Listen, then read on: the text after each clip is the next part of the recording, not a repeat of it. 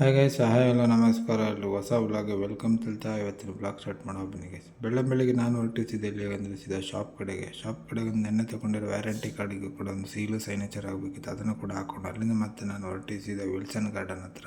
ಅಲ್ಲಿ ಬಂದು ನೋಡಿದ ಒಂದು ಬೇಕನ್ನು ಕೂಡ ಗೂಡಲ್ಲಿ ಹಾಕಿದ್ರು. ಅಲ್ಲಿ ಇನ್ನೊಂದು ಬೇಕನ್ನು ಕೂಡ ಹಾಗೆ ಬಿಟ್ಟಿದ್ರು. ಅದರ ಜೊತೆ ಸ್ವಲ್ಪ ಹೊತ್ತು ಆಟ ಆಡಿಕೊಂಡು ಅಲ್ಲೇ ಇರುವ ಒಂದು ಫಿಶ್ ಟ್ಯಾಂಕ್ನ ಕೂಡ ನೋಡ್ಕೊಂಡೇ ಇರಬೇಕು ಅನ್ನಿಸ್ತಿತ್ತು. ಅಷ್ಟು ಚೆನ್ನಾಗಿತ್ತು ಮೀನುಗಳೆಲ್ಲ.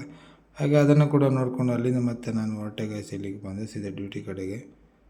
ಅಂದರೆ ಆಗಲೇ ನೋಡಿದರೆ ಫುಲ್ಲು ಮಳೆ ಬಂದಿತ್ತು. ಇವಾಗ ನೋಡಿದರೆ ಫುಲ್ ಬಿಸಿಲಾಗಿದೆ ನೋಡಿ.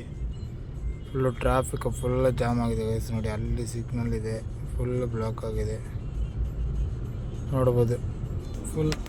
ಈಗ ಊಟ ಮಾಡಿ ಹೊರಟಿದ್ದೀನಿ ಗಾಯ್ಸ್. ಎಲ್ಲಿಗೆ ಅಂತ ಹೇಳ್ತೀನಿ. ಆದವೇ ನೋಡ್ಬೋದು. ಈಗ ನಾನು ಎಲ್ಲಿದ್ದೀನಪ್ಪ ಅಂದರೆ ಬೊಮ್ಮನಹಳ್ಳಿ ಸಿಗ್ನಲ್ ಹತ್ರ ಇದ್ದೀನಿ ನೋಡ್ಬೋದು. ಫುಲ್ ಬ್ಲಾಕ್ ಆಗಿದೆ ಗೈಸ್. ಆಯಿತು, ಒಂದು 20-25 ಮಿನಿಟ್ಸ್ ಆಯಿತು ಇಲ್ಲ ವೆಯ್ಟ್ ಮಾಡಿ ಬನ್ನಿ ಗೈಸ್. ಸ್ನೇಹಿತರೆ ನೋಡ್ಬೋದು, ನಾನೀಗ ಹೆಬ್ಬಾಳ ದಾಟಿ ಮುಂದೆ ಬರುವಾಗ ಸ್ವಲ್ಪ ಫುಲ್ ಬಿಸಿಲಿತ್ತು.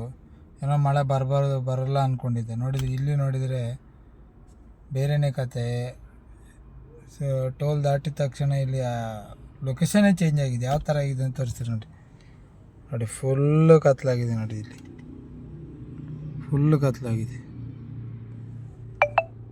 ಮಳೆ ಟೈಮ್ ಯಾವ ಥರ ಅಂತ ಹೇಳಲಿಕ್ಕೆ ಆಗೋದಿಲ್ಲ ಗೈಸ್. ಈಗ ಬರ್ತದೆ ಮತ್ತು ಬರಲ್ಲ. ಸ್ವಲ್ಪ ದೂರ ಮಳೆ ಬರುತ್ತೆ, ಸ್ವಲ್ಪ ದೂರ ಬಿಸಿಲು ಬರುತ್ತೆ. ಏನಂತಲೇ ವಿಷಯ ಗೊತ್ತಿಲ್ಲ ಗೈಸ್. ಬನ್ನಿ.